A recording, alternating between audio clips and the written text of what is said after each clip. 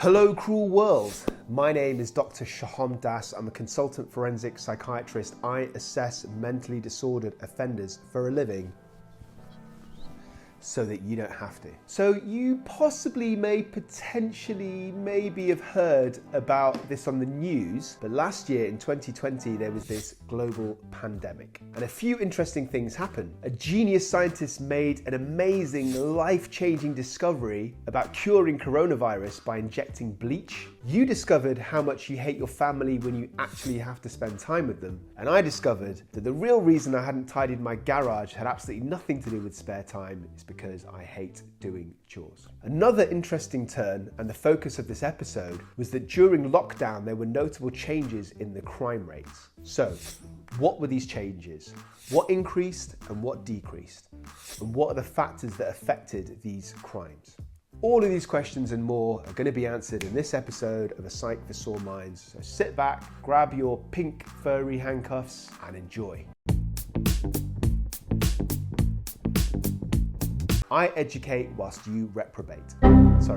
I educate whilst you vegetate. So, let's start off by looking at crime rates in the UK. Why the UK? Duh, because I live here, silly. So crime recorded by police in England and Wales actually fell by 8% in 2020. Theft reports dropped by more than a quarter. Firearms offences fell by 11% and knife crime dropped by 9%. This, by the way, is all from the Office of National Statistics, my favourite place for official national statistics. Viewers, can you tell me which two types of crime increased? Answers to follow shortly in this episode. So according to the ONS, there were substantial falls between April and June when the first lockdown took place. And then crime increased again between July and September as the restrictions eased. And then crime fell again as the further lockdown measures were imposed in the final months of the year. So basically what I'm saying is there's a huge correlation. This is not just a coincidence. So viewers, as I just asked you before, which two types of crimes increased? They were, of course, domestic violence and also fraud, particularly related to online shopping. If you got one of those two correct, buy yourself a cookie and you can bill me. If you got both of those correct, buy yourself a second holiday home in the Cotswolds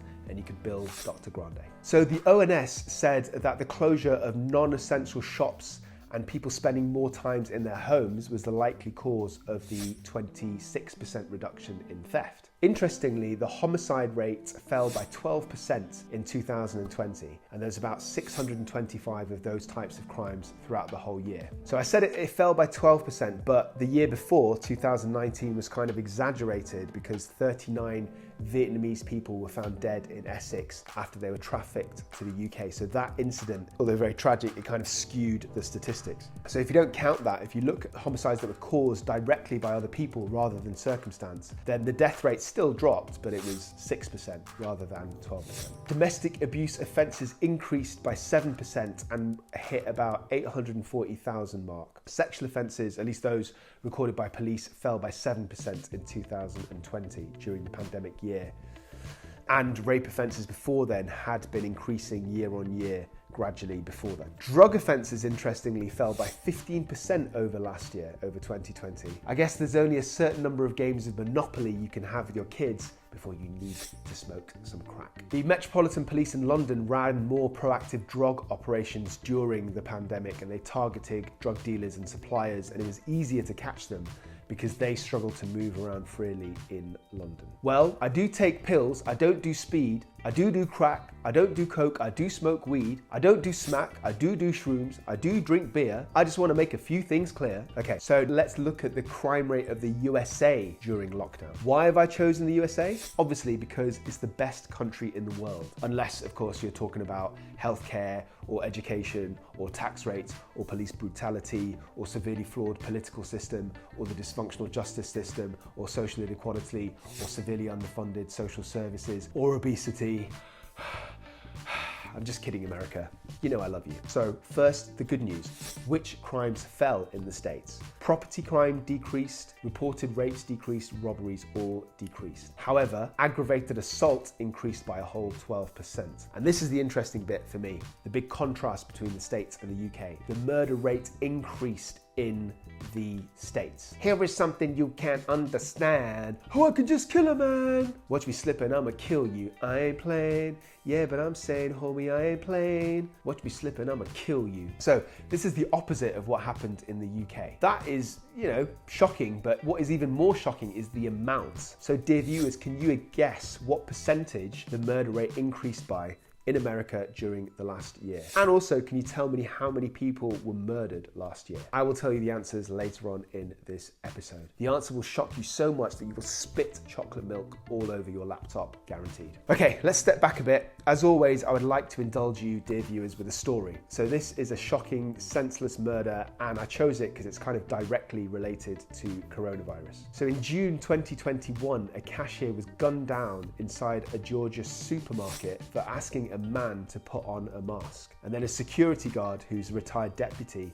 who tried to intervene, was also shot. By the way, this all happened in Big Bear in DeKalb, which is in Georgia. That's a supermarket chain in the States, Big Bear. Not to be confused with the gay slang term from a large, heavy, hairy-set gay or bisexual man who projects an image of rugged masculinity. The perpetrator was a man called Victor Tucker Jr., who was 30 years old, and he refused to wear a mask, and he got into an argument with the shop worker before he left the store without buying anything. He then came in and he shot her in the head, and she was pronounced dead at the hospital shortly afterwards. The security guard I mentioned, retired deputy, tried to intervene. He was also shot by this man, but he was wearing a bulletproof vest and is now in a stable condition. In the UK, some of our supermarkets do have security guards, but the concept of wearing a bulletproof vest is alien to us in this country. A second cashier, by the way, was grazed by a bullet and she was treated at the scene. So the perpetrator of this senseless killing, this man Tucker, was arrested as he tried to crawl out of the front door of the supermarket. And he was also taken to hospital. He's currently facing a charge of murder and 2 counts of aggravated assault at the time of me making this video. Now I have to say, I don't really understand this way of thinking. So personally, during the pandemic, myself and my family were probably on the relaxed side of things, which I think speaks to our attitudes about taking risks in general. If it was up to me, I probably wouldn't have worn a mask. However, crucially, I think that we're socially responsible beings, and I always wore a mask when it was mandatory, regardless of what I thought about it, and that was just to be courteous to mankind. So in my humble opinion, I say humble, but I'm not that humble, it's not just about how safe we feel, but how safe all of the people around us feel. So for example, I completely acknowledge that I'm young, I'm pretty healthy, and there'll be older people or people with other physical illnesses who might be terrified for good reason of getting the virus and of dying. So they might be out and about in supermarkets. So to me, it's about social etiquette. Some people are just selfish and they only care about their rights and their comfort. The other thing that kind of strikes me about this whole situation is that the shopkeepers are just being asked to enforce the rules. They're not government officials. They don't make policy decisions. They're not intentionally impinging on anybody's personal freedom. They're literally doing their job. So what's the explanation for this increase in violent crime in the States? What are the main factors? And also, to a degree, in the UK. First, you should check out my video on why people commit crimes in general. I discuss demographic factors, environmental factors, genetic factors. I break down the whole nature versus nurture kind of topic. Go check it out. So for domestic violence, which increased both in the UK and in the States, I think it's likely to be related to tensions at home. So a lot of people who suffer from turbulent relationships, where there's physical violence, they can escape it on a day-to-day basis in normal life. They're able to leave the house, go to work, etc. But during lockdown, obviously, there's no space. So there's, this increased tension, these arguments, there's no break. So you can kind of think of it like a pressure cooker, but instead of making tasty lamb stew, it makes domestic violence.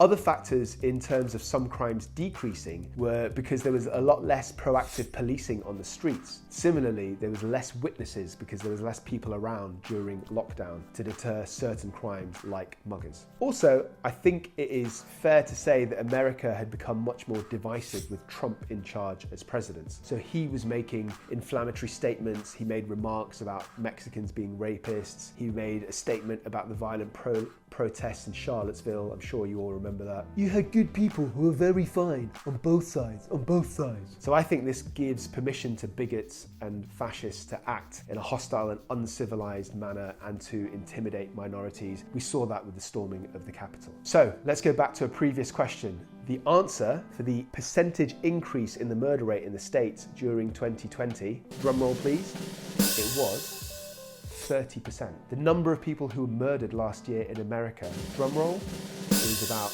21,500 people. So I told you before there were 650 people that were killed in the UK. I think the UK's population is 70 million, so the States is roughly 10 times that, maybe a little bit more. So you can see the disparity in the figures that I'm talking about. So yeah, so that was about 5,000 more people killed in the States than in 2019. So the most recent UK mass shooting was in August this year by Jake Davison, who identified himself as incel. I've done a whole separate video on him and about the incel movement. Go jiggity, check it out. Before his shooting, the most recent UK mass shooting was, and this will shock you Americans, 10 years ago. Last year in the USA, there were 611 mass shootings around the country. So that's the shootings are measured by 4 or more people who were killed or injured, not including the shooter. So 611 compared with 417 a year earlier versus 1 every 10 years in the UK. What could be the reason? What could it be? I wonder what it could be that causes so many shootings in America but not in the UK.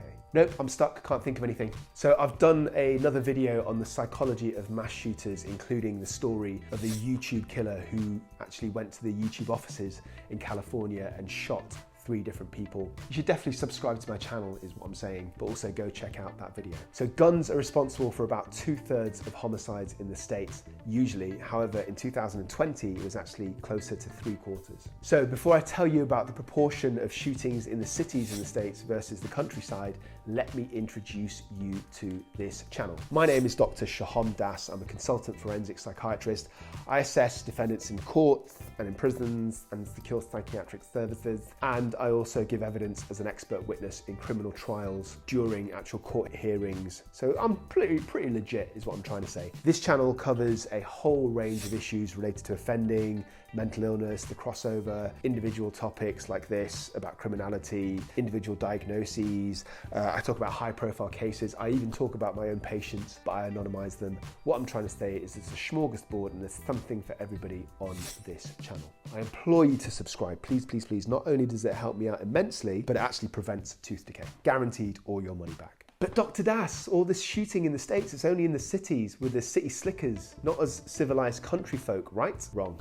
Contrary to popular belief, shootings are on the increase in rural areas. To put this into context, in 1990, LA and New York combined made up for 14% of gun murders. Now it's about 4%. So on top of all of this, I think people are resorting to pulling out their weapons with a much lower threshold. To give you an example, in Philadelphia in August 2020, there was a man, and I'm not making this up, who argued with guests about a baby shower and about specifically who was going to transport the presents to the baby shower, and he shot and injured 3 of his guests. By the way, see my video on therapy for violent offenders, including anger management, somewhere on this channel. And there have been recording shootings over parking spaces and over queues in petrol stations and high school football games. I've got my own opinions on gun control, but I can't say it any better than my man, Jim Jeffries, in this particular comedy clip. It's in 2 parts. You should go watch it. It's very, very clever, very funny. I'll put the links in the description below. By the way, I'm not meaning to diss Americans in any way. I don't mean to feed into any stereotypes. So please don't come looking for me to shoot me with your MAGA hats, your extra large flies, and your Confederate flags. Only kidding, America. You know I love you. Right, is there anything else I need to say? I can't remember. Anything from you, Snowflake?